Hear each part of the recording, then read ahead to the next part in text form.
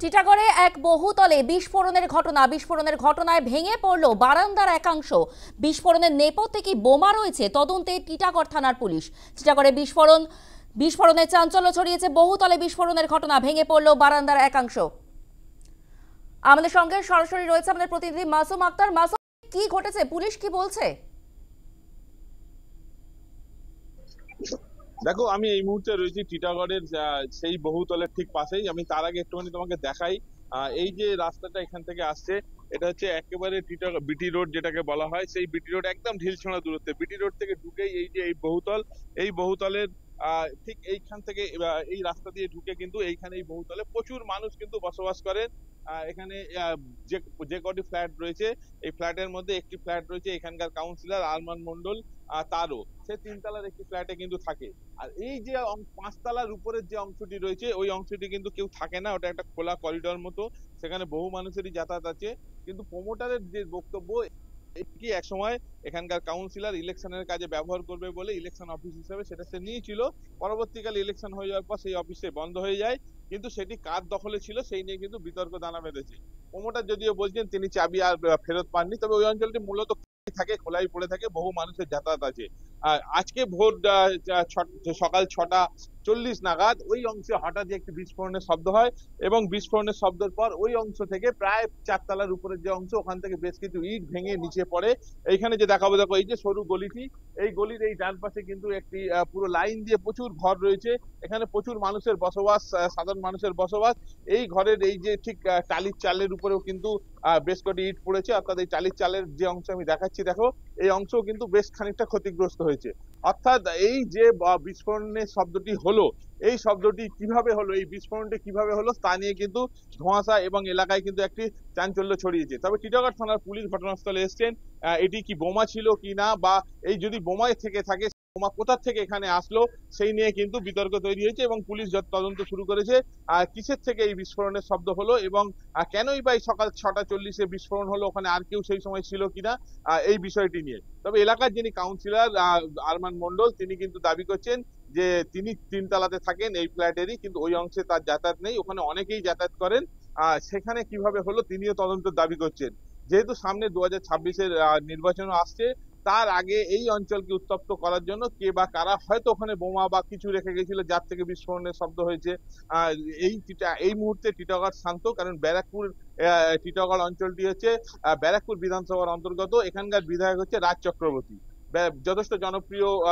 তিনি বাংলা সিনেমার তিনি একজন প্রডিউসার, এবং তিনি বহু এলাকার জনপ্রিয়। তিনি কিন্তু দাবি করেছিলেন এই টিটাগড়কে তিনি অপরাধ মুক্ত করবেন। তবে বেশ কিছুদিন ধরে কিন্তু আমরা টিটাগড়ে কোনো খবর, সেইভাবে কোনো অপরাধের খবর কিন্তু পাইনি, অর্থাৎ টিটাগড় শান্ত, এটা কিন্তু বলাই যায়।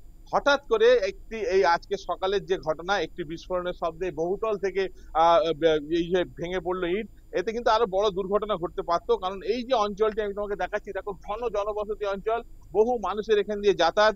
সেই সময় যদি ওই উপর থেকে যে ইট পড়েছিল সেটা যদি কারোর গায়ে পড়তো, তাহলে কিন্তু বড় দুর্ঘটনা ঘটতে পারতো। যদিও সেই ধরনের কোনো দুর্ঘটনা ঘটেনি, অল্প বিস্তর কেউ সামান্য আহত হলেও সেরকম ভাবে আহত হওয়ার কোনো খবর নাই।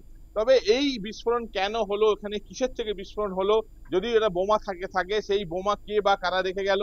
এরকম একটি আবাসনে, এখানে দেখো প্রচুর আবাসনে প্রচুর পরিবার বাস করে, শুধুমাত্র কাউন্সিলরের বাড়ি তা নয়, কাউন্সিলর ছাড়াও কিন্তু এখানে প্রচুর মানুষের বাস। একটি বিশাল আবাসন, এবং এখানে এত পরিবার থাকে। যদি এই ধরনের বোমা বিস্ফোরণে আরো বড় ঘটনা ঘটতো, তাহলে কি হতো, এই সমস্ত কিন্তু প্রশ্ন চিহ্ন উঠছে। তবে ক্যামেরার সামনে কিন্তু সকলে মুখ খুলতে চাইছে না।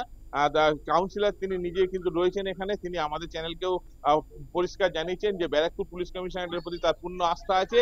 পুরো ঘটনার তদন্ত হোক, তদন্তের পর বার হবে যে ওখানে কাদের যাতায়াত ছিল, কে বা কারা ওখানে কিছু রেখেছিল যার থেকে বিস্ফোরণ হলো।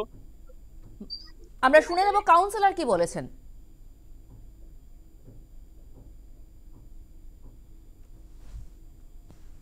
দেখুন, আমার ফ্ল্যাটটা নিচনে আছে, লেকিন ওই ফ্ল্যাটটা আমার না।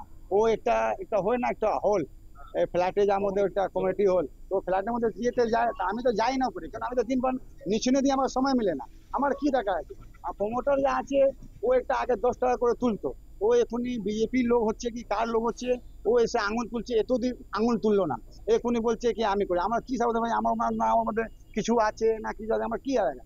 আমি পুলিশ কমিশনার টিটা থানার উপর পুরো ভরসা রাখি কি ওনার উপর পুরো ভরসা রাখি ওনারা তদন্ত করুক, যে বি এর পিছিয়ে আছে ও সামনে আজ বার করা হোক। কারণ আমরা যে আছি এখানে ভালো কাজ করি, ইলেকশনের সময় আছে, এই কোনো সাজেশ বি হতে পারে, কোনো প্ল্যানিং হতে পারবে। আমরা আবারও ফিরে যাব আমাদের প্রতিনিধি মাসুম আক্তারের কাছে। মাসুম, তুমি যেমনটা জানাচ্ছিলে,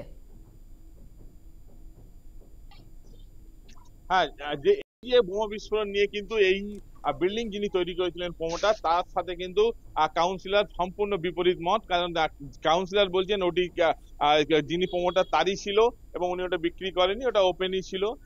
কিন্তু প্রমোটার বলছেন যে ওটি কাউন্সিলর এক সময় নিয়েছিল, তারপর থেকে তিনি আর ফেরত পাননি। এখন বিষয়টি কি, ওটি কার দখলে ছিল সেটা যেমন তদন্ত সাপেক্ষ, সেই সাথে কিন্তু ওখানে কি বিস্ফোরণ ঘটেছে, আদৌ ওখানে বোমা বিস্ফোরণ ঘটেছে কিনা সেটাও কিন্তু তদন্ত সাপেক্ষ। তবে প্রাথমিকভাবে কিন্তু এলাকায় ওখানে বারুদের গন্ধ পাওয়া গেছে বলে সূত্রের খবর।